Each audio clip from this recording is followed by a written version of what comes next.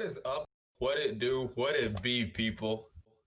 You are now listening to Stark Talks, a podcast where everything from what an engineering student does to what engineers do in the industry is answered.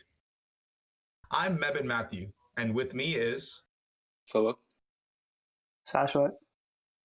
and we are the co-founders of Stark Enterprises. And today with us, we have the honor of a guest. We have Hi, I'm Suha. I'm 19 and I'm totally not being held against my will here. I'm joking. I'm totally kidding. I love this podcast. I listen to it all the time, even though there's only one episode out there. But I'm in software engineering, the cybersecurity stream, and I'm going into second year. Suha. You're allowed to leave anytime you want. We're not holding you here. We promise. I know. I'm probably it's fine.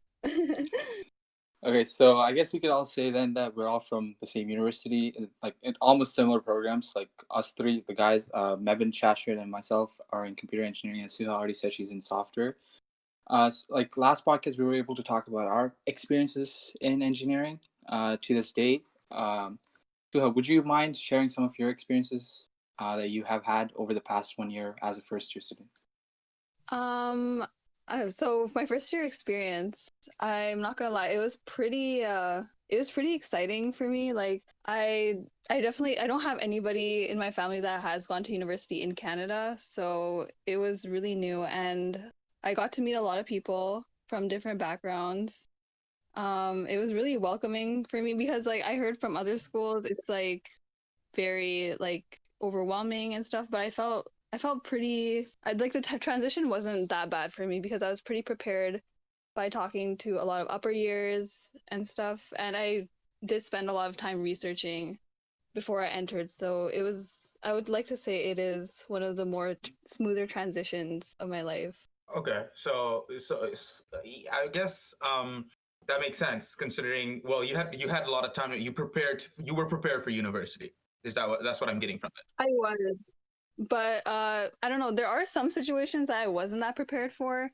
Like I don't know, I guess I wasn't prepared for some profs, or like not like a lot of like teachers from my high school would like tell me that it was like a lot of profs don't care about like so your personal lives and stuff. But like I feel like because of that I was really prepared for like maybe like preparing for the worst, but it wasn't that harsh as I was told it. Okay, so again, you had those advising and all those. You had people who were able to share experiences with you to help you understand the university experience. Yeah, exactly. Okay. I guess we could move on from that, and then I know how you mentioned professors, especially I guess the appropriate word would be unique professors, correct? What were some of the ways you dealt with them, or like how did you deal with professors that were peculiar in their teaching style?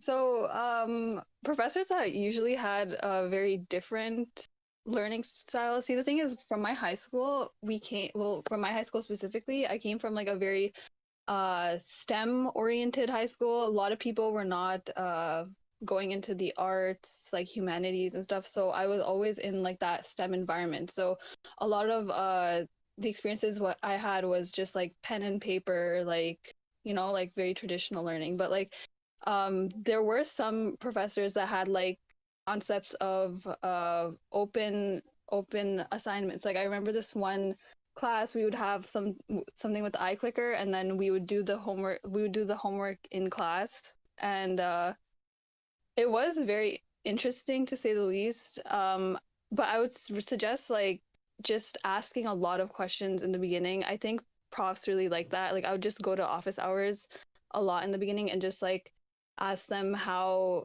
classes were being conducted. Like just how it works, like how classes work. To be honest, I would definitely recommend like going up to the profs that you feel most comfortable with and there's no shame in asking questions about like other profs, or like how to deal with other situations. You don't have to mention anybody, but like you can just ask them because they've also been students in your place, so Right. they just know how to deal with things. Okay. So I guess kind of get to understand those profs a bit more, getting Yeah. on their good side, I guess, right? Yeah, getting on their good side. Just be like overall generally respectful towards them, I guess. And yeah, I guess they don't mind us answering questions. I think talking about like getting on their good side, that was one of the things like our high school teachers used to like during grade 12, end of grade 11, they used to like promote that a lot, telling us go get them coffee, meet them on a daily basis or like a weekly basis. Make sure Yeah. that they know who you are because our class sizes are like what, 200, 300, 400 kids, right? So in a 400 kid class, standing out and identifying yourself as you is really hard unless like the teacher knows you personally. So like I've seen that come handy for me during second semester, and I would say going into our further years like our third and fourth year when we might have to do research and things of such kind, like having a close connection with certain teachers in different departments could really come in handy because they could give you the heads up or they could like help you through the process because if you don't have a mentor or like someone to guide you through the process, things like that could really come out to be difficult to do on your own, I would say. Yeah. Adding on to that, I would just say even one prof is like fine. You don't have to like be like Yeah. totally buddy with like every single prof it just one prof is good. Well, like especially for us, like being in like second year onwards, we're like specializing more into our stream instead of taking the general courses. Yeah. So other than our maths and our physics, most of our courses are the EECS courses, right? So if you're close with like the teachers who have been in this department for like a long time, for example, like oh yeah, we can't name any professors, but like the department heads, for example, right? If you can get in close contact with them and like they know you, I think that could really help you out too. Yeah, I think I have like a question basically, but I know our audience will be like most of our Start Tutor members, and they're a little bit younger, right? So like they might have a question like I just want to ask like your opinion on this, right? Is it like does it help to attend office hours, and does it really help to know the professor a lot? I know like Philip mentioned that in high school it really affects your mark. Like some teachers even give participation marks, right? So Mm-hmm. just like I just want your opinion on it. So like the younger people that are going to university, like the Start Tutor participations that I mentioned, right? Yeah. I don't know, like I just think that like even I think attending office hours in at least in the beginning is not mandatory, but like asking a few questions is always just good, Mm-hmm. like and plus like getting like it's just more of a one-on-one time. If you don't understand something, they'll be happy to explain it to you, and it's just I think in some cases it might be easier than like asking your friends or whatever, or like it's just more of an accurate answer. You can get like the most professional help. Yeah, I would definitely agree with that too, because I was able to get a lot of help with some of my classes, especially some of the classes I was struggling with by heading into office hours, talking to the professors, especially talking to the TAs, because most of the times the TAs were more available than the professors themselves. So going to tutorial sessions just to ask the questions, just to run over some problems with me, and to take up all the work that I did to again clarify all the information that was taught and that's going to be assessed. It was definitely helpful to go to the TAs, to the professors, go to tutorials, go to office hours, and it proved to be fruitful at the end. So I would say that was, again, a good thing to our students as well, like the participants, as Sheshwal was mentioning. I would definitely say head to those sessions if if you have questions that you need to ask or concepts that you need to be clarified. Also adding on to that, I would definitely recommend, like a lot of people skip out on lectures and stuff, but I would also recommend maybe like attending those lectures for like a good period of time. I mean, like I noticed that at least by the second week of university in general, there was a huge drop in first semester. By the second week, there was a huge drop in the amount of people attending class. So, I would at least recommend attending at least a month. I think it definitely helps. You definitely get a lot of your basic from class. At least it did help for me. Another thing, like since we're on the topic of like questions that first years have, right, in terms of office hours and stuff, one thing that I found useful, maybe you guys used it, you guys can relate that as well, was the website Rate My Prof, right?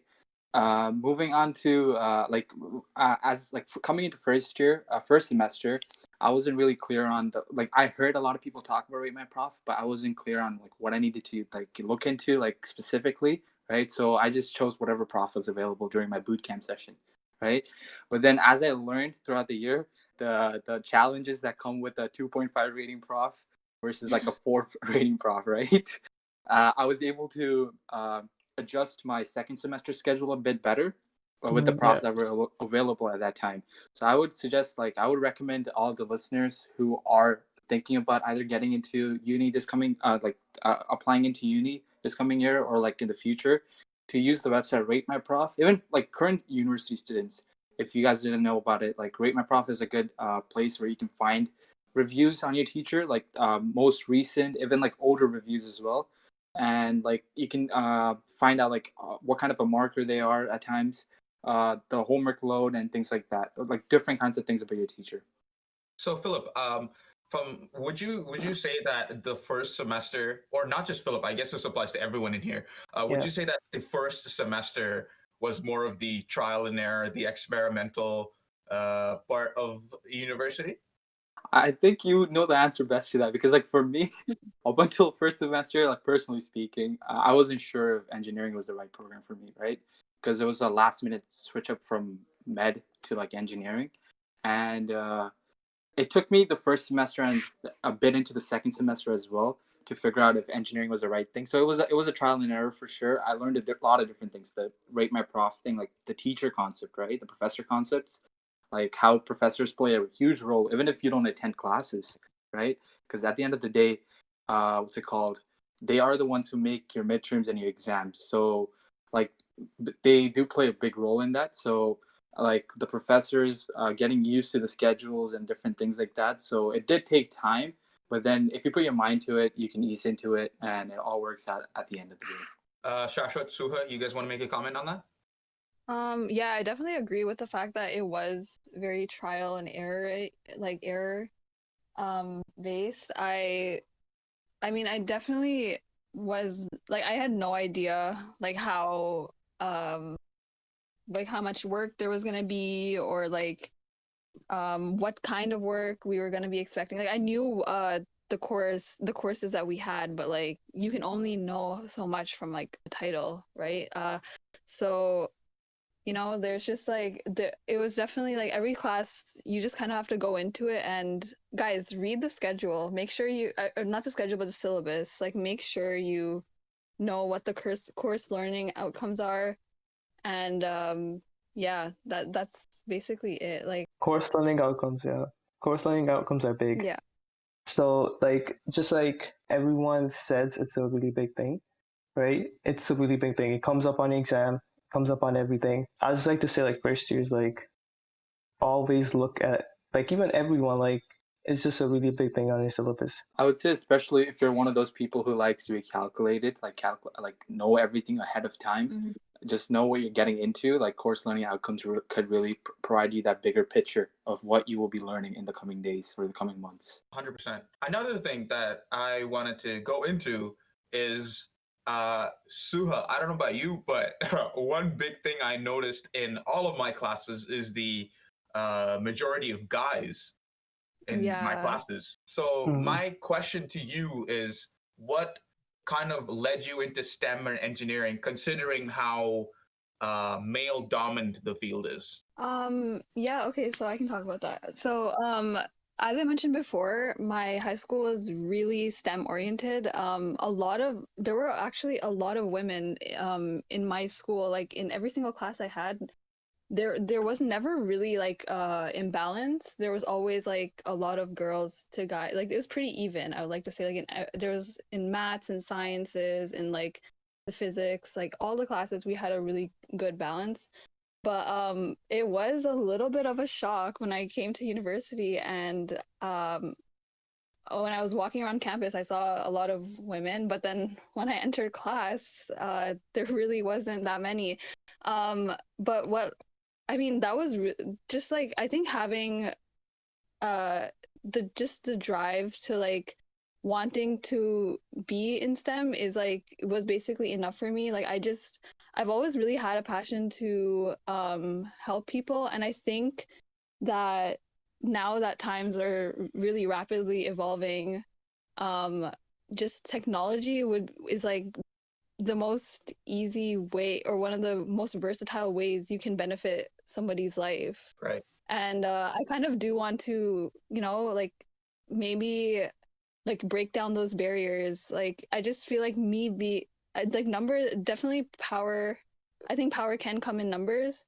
Right. So I think just being in this field can maybe someday maybe inspire somebody to 100%. maybe come into like get more of a balanced field. I think the input of our like of women in STEM is really important, and yeah, we can make a difference maybe in these few decades to come.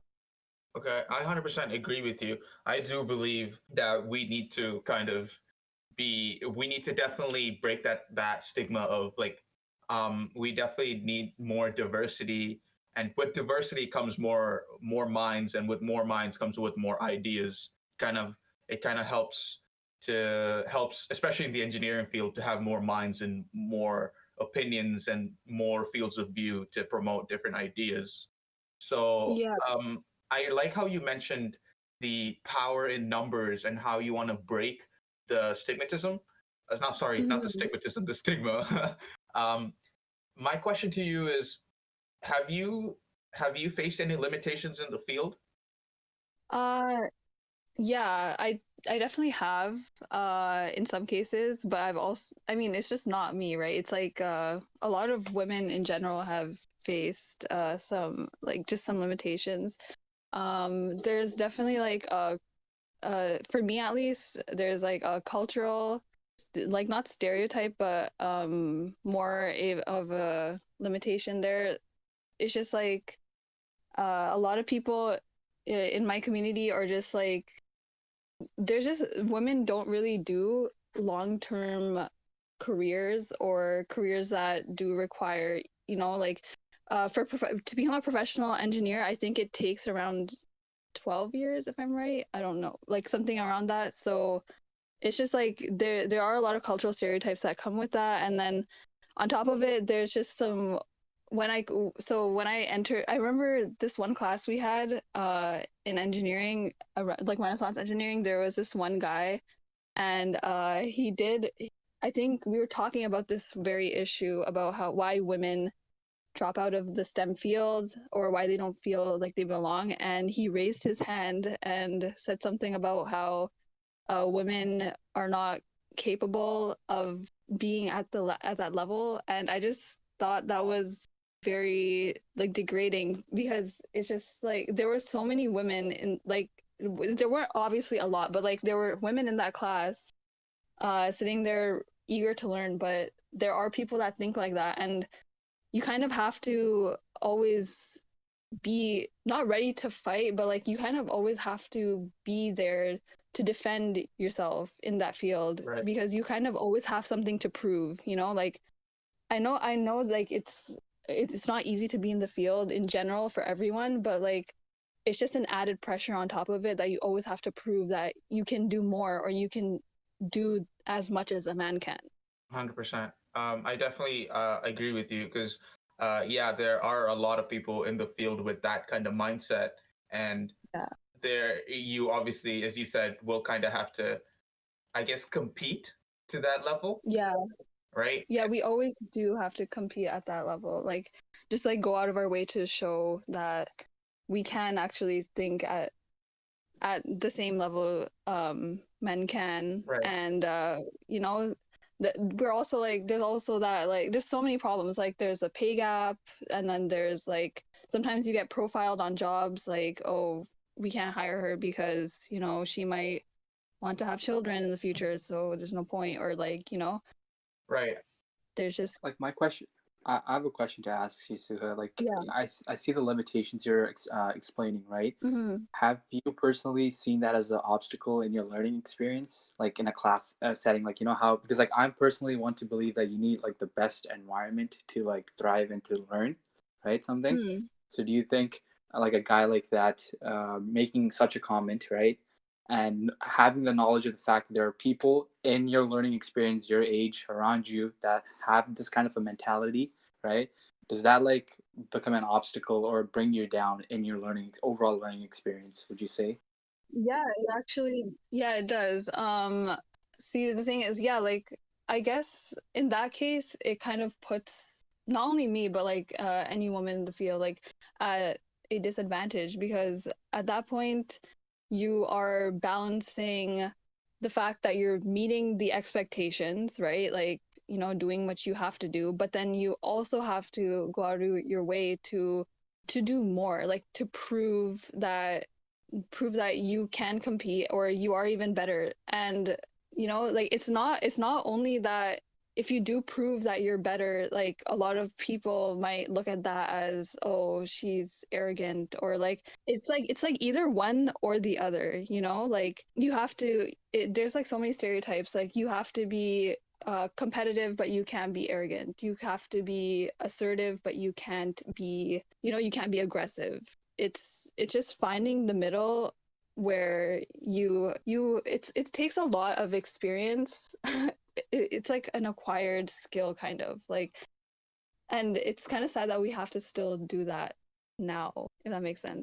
Kind of like finding that right balance between those Yeah, not being too aggressive but being aggressive enough to stand your ground type of. exactly. And sometimes like there are times when your opinion isn't that valid, like sometimes people like to just like, I remember this one time I was in this group and people, I mean, like it's not, I don't know if it was intentional, obviously, like I'm sure sometimes people don't have a malintent, but like there have been times where, not specifically in school, but like you get the, how about you write, like if you're writing on a big chart paper, like how about you write and we'll give you the ideas. Like, no, Right. I can also contribute, like these, it doesn't have, like they're just like, you're given like tasks that are more stereotypical or like quote unquote not important, but like just you're undermined.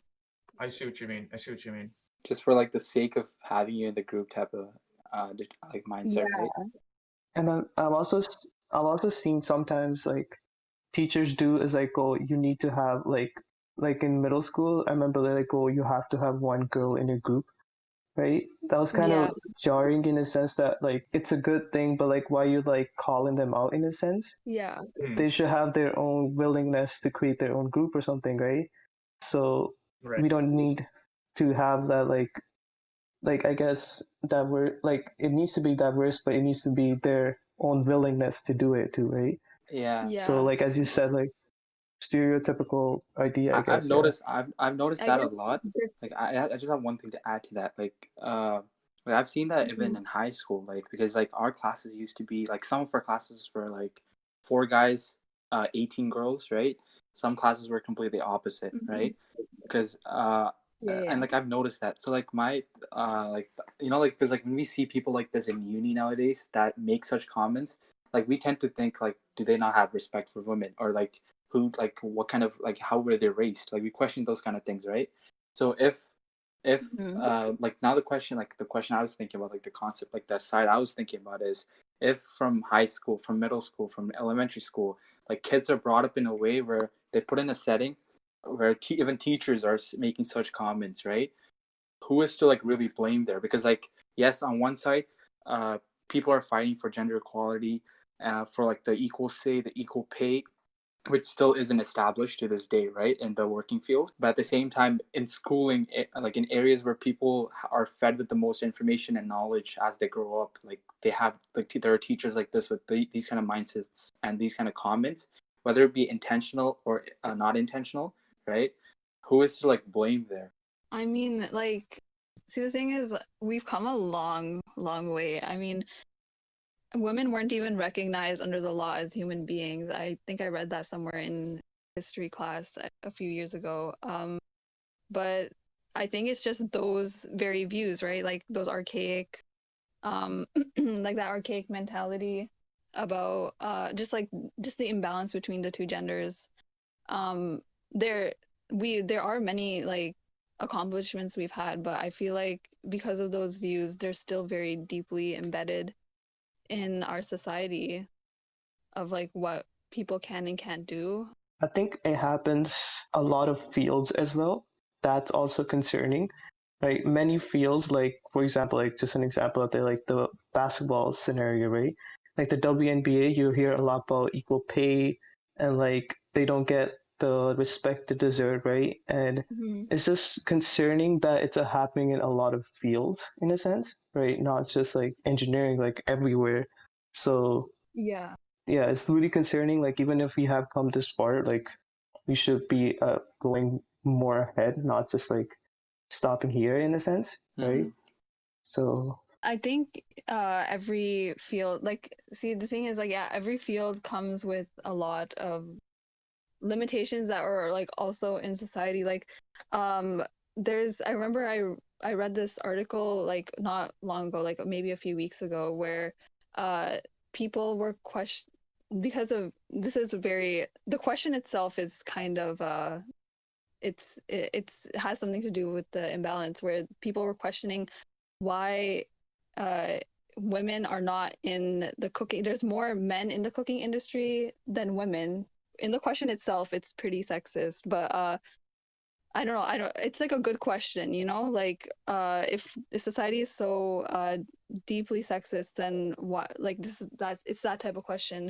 Like, why are men more in that field? But the one of the chefs was explaining that a lot of women can't be in the field because that whole just in general being in that the food industry requires late night prep and stuff. So it's just like they're limited because of the time they have to go home. So a lot of women don't commit to that field because they are concerned about their safety. They're just like a lot of like limitations in that case too. So a lot of people just choose not like that's kind of the reason why sometimes women are limited to those fields, and that's probably why they don't get that step up, or they don't get to play on that even playing field because of it's just like I forgot what it's called, like a paradoxical cycle. It's like one or the other, like we explained earlier. So, but considering everything that has happened, I also do believe that there is change being made, considering that there's so many organizations that empower women in STEM, empower women in engineering, and there's so many events that happen, especially in Canada, especially in our university itself, that empowers women to pursue STEM and pursue engineering more. And I believe a change is being made, even though it is slow, but I still believe a change is being made for the good. Would you agree? I think, yeah, I agree with you. I agree with you, Mevin. The thing is this though, like the changes being made are slow because the generation behind us, at least, like we can refer Mm. to, right? Like our parents' generation, for example, they have been brought up in that like let's say stigma or the stereotypes like from their childhood, right? Now they might be in their 30s and 40s and 50s. So all like majority of their life they have been brought up in those kind of like stigma with those stigmas and like those things like one of the things I wanted to mention before was like how nursing, for example, is like a field that is looked upon as a women's field, but now more guys are getting into it. Like one of my friends, he went into nursing, and like I saw the brown community, the way they reacted to that, because everyone expected him to go into becoming a doctor or like an engineer per se, right? The older generation has to change a lot more for the changes like that we're trying to implement to happen faster and to like become more settled. I wouldn't say settled, actually, to be more widespread throughout, right, all different fields. But like I believe in due time, like the changes will be made. It's just our generation has to put in more effort, right? It goes back into the point of how, like Suha mentioned again, the guy who made a response, someone maybe our age or a year older, right? If he has such a kind of mentality, that means we still need to do a lot of fixing in our generation itself. right? Before we try to make it before we try to put it upon other generations. Yeah, and so they're on. definitely I mean, yeah, that's like you said, there is a lot of change coming, but it's very, very slow. I think we kind of do need to step it up and like get it together more faster, because the rise of more women being educated is very high. It's growing a lot, by like literally there are so many people, so many women enrolling in universities, colleges, and education is becoming more accessible because of technology. So I think we need to break down those barriers and definitely close the gap between the two genders. I do believe in that too. I do believe that technology will kind of it has kind of definitely eased and definitely has helped promote all these causes and all pushing people forward or coming up with better thinking, better understanding, and all of that. So, considering that, I believe we can switch over to our new topic. Is that fine with everyone? Mm-hmm. Yeah, like All right. let's just lighten up lighten it up a bit, and then let's talk about the trending topics. Yeah. So I just go out there on the internet, compile some trending topics. We did this last month as well. We just want to have like a little bit, as we are in the engineering field, we just want to talk about what's going around in the technology world. So the first trending topic, right, that I like to talk about is the idea of folding phones. If you guys are in the tech YouTube scene, maybe social media scene, you may have stumbled upon Marcus Brownlee tweet where he talked about how uh, foldable phones compared to electrical cars. So I think I found that a lot fascinating in the sense that how the future on these two completely different things, right, matches with the with how the technology is going to be going ahead. So like the first thing comparison he made was the Tesla. So the Tesla brand being like the Galaxy Fold. So he said that it's the most evolved so far, but still pretty expensive. Then he talked about the Porsche Taycan. That's compared to the Z Flip. It's Mhm. traditional form factor, but adding new tech, and the Chevy Bolt being like the Surface Duo or the Razor phone.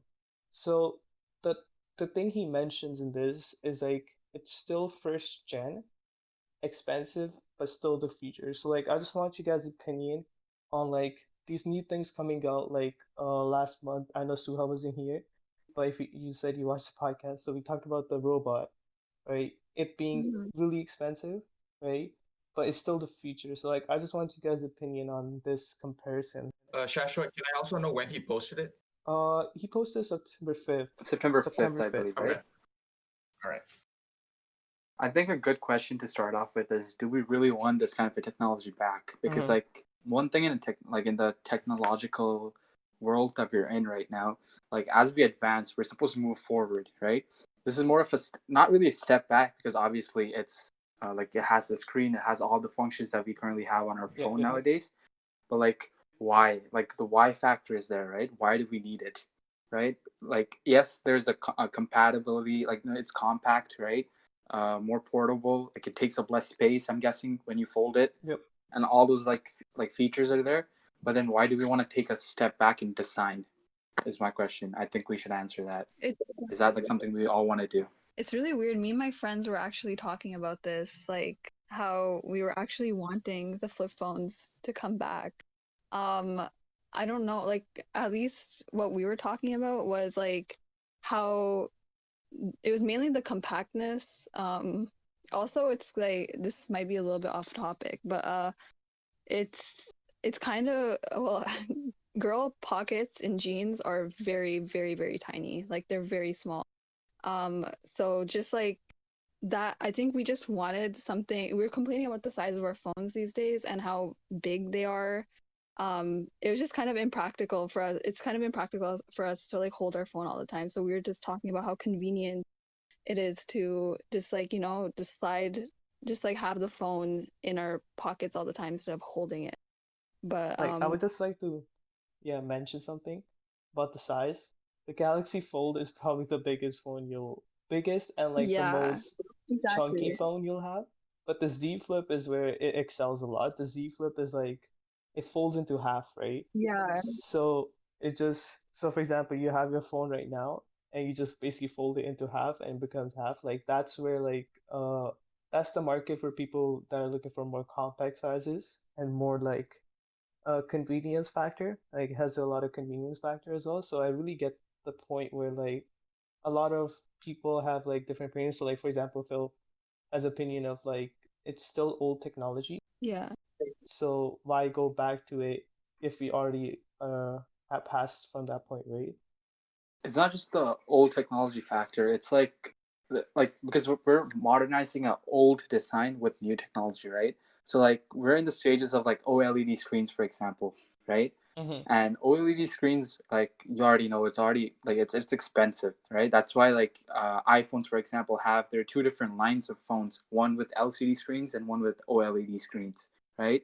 So incorporating the folding aspect into a phone on an OLED screen, just imagine the price. Because I was just looking into like the Galaxy, the what was it called? The Galaxy Fold, right? Yeah. The Z Flip, I think. Yeah, the Galaxy Z Flip. Like for a 256 gigabyte phone, it's around $2,000. So just for the compact, like I get what Suha's saying in terms of like Yeah. from the girl's perspective, right? Having a phone that fits the pocket and stuff like that. But then there are phones nowadays, like iPhones, for example, or Samsung phones for $1,000, 1,200, right? That Mm-hmm. serves the same purpose. But just for the folding concept, you got to pay another 1,000 on top, I do agree. right? Yeah, I don't know. I do agree that like some of the phone, like for an example, I'm not gonna lie, the Galaxy Fold does seem a little bit like not crazy, but like it seems like it does way too much for a phone. Like it expands into this like mini tablet type of size, and then like is it really a phone at that point? I feel like Yeah. now there's like this huge how do I say this ambiguity with like the definition of a phone. There's like what how many lenses on that thing? Like four, three, like three of those. Too many. And yeah, Yeah, and it's then like there's three or like four, yeah. it's like and then when you expand it, it's like what is it now? Is it a phone? Is it a tablet? Like there's just so much I feel like the Galaxy Fold is like the most ambiguous phone. In terms of the sizing wise, I think all brands are just going like they have no limits in terms of the sizing. Every year they're just releasing bigger and bigger phones, right? Like yes, Mm-hmm. this is like we're talking about the folds, but like even normal phone sizes, right?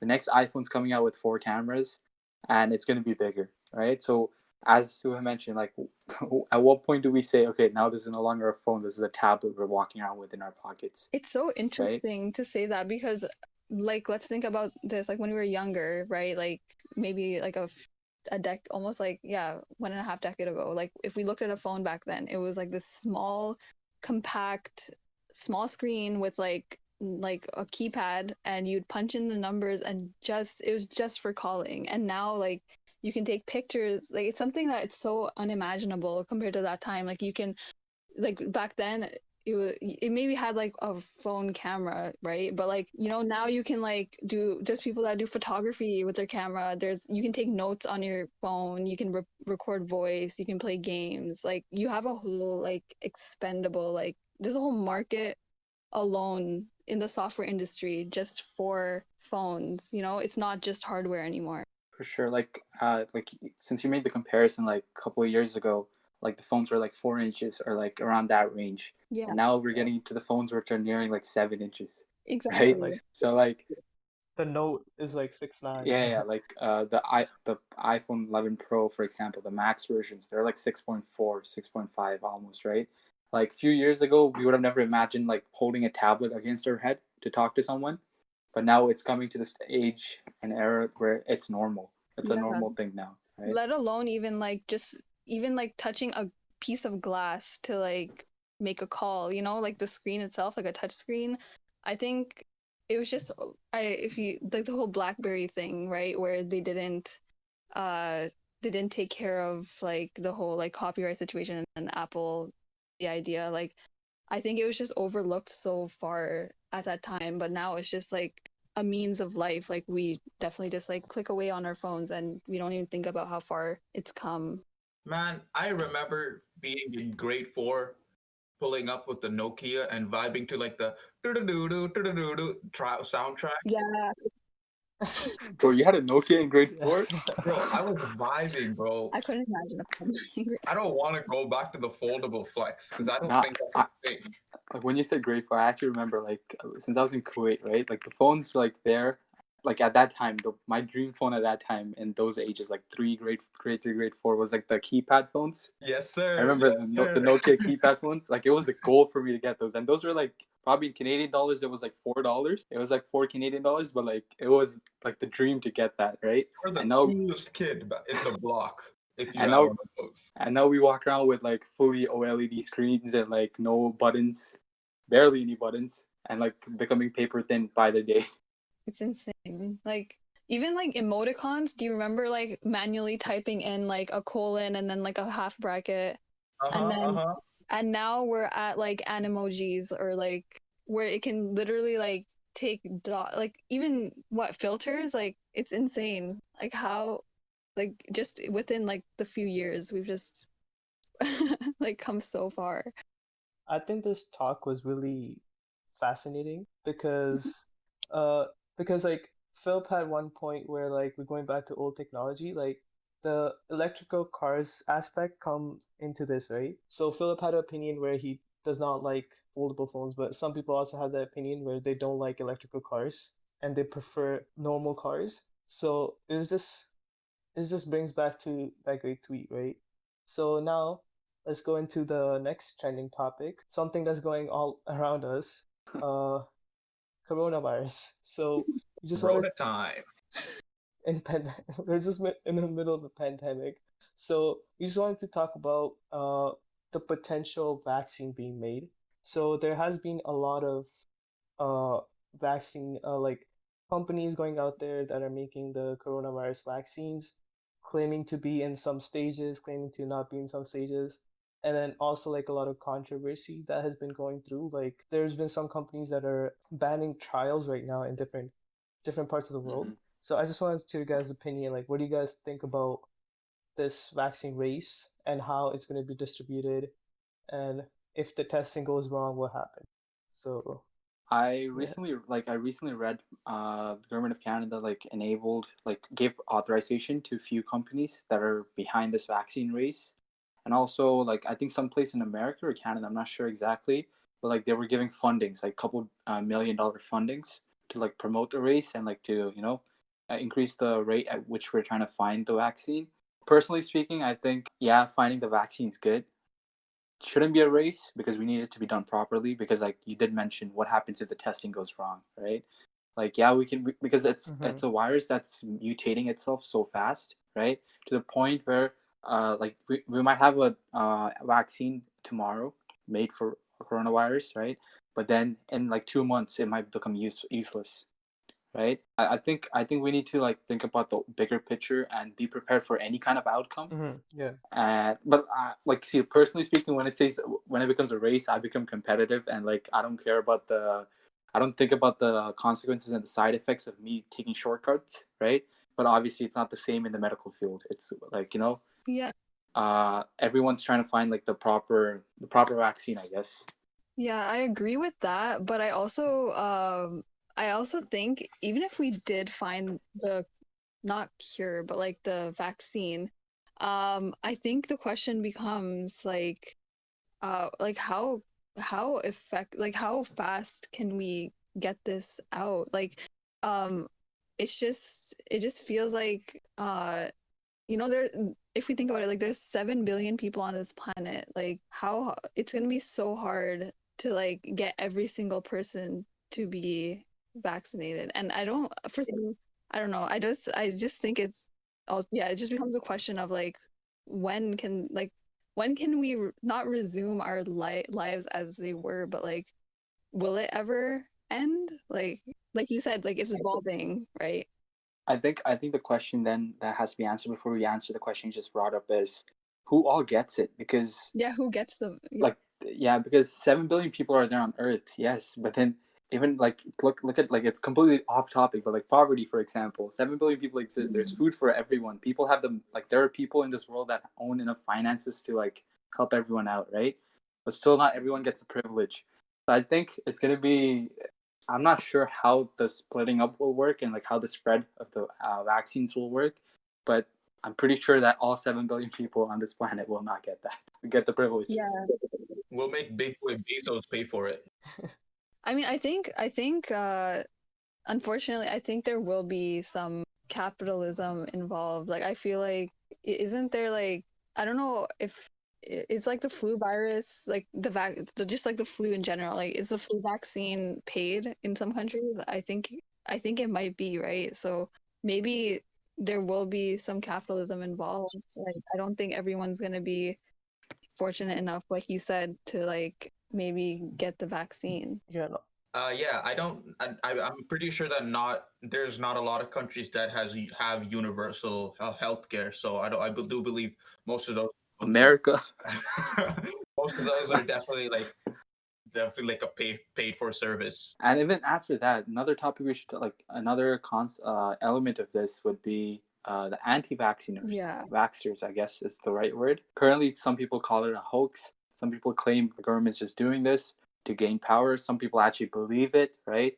So like when people with different viewpoints exist, right, on this one concept of COVID-19, like how many people would be willing to, whether it be free or paid, I mean, like take the vaccine? There was so much backlash just for prevention purposes. Like, I mean, it was so like just to wear a mask. Like, people were going so far to like go out and protest and like maybe even worsen the pandemic. Like, I don't know, like, and just like so much like misinformation out there on the market. I just think there will be people like that for sure. I think it's gonna definitely cause more problems because just for the masks alone, there was so much backlash from other people, like from people, I think, on that same spectrum. Yeah, but in that case, isn't that kind of just inevitable? Yeah, I'm pretty sure for exactly. everything there would be people that disagree to it, right? Yeah, I think it definitely is inevitable. That's what I meant. Like, it's just gonna happen for sure. There's no working around it. But yeah, I don't know how. Like, it's just like this pandemic really showed. I feel like for me at least, it showed me how it's just, like this whole world is. We're taught to like. I just think that there's gonna be a lot of backlash, like you said, and yeah, it's inevitable. I also like just the pandemic in general showed me how unprepared the world can be at, like we're always taught to be we're taught to be very prepared and like prepared for every situation in school, like just plan ahead, but like just at a time like this, I think it's just there's like no way to plan for things, and we need to start being more prepared as like altogether for unexpected issues like these.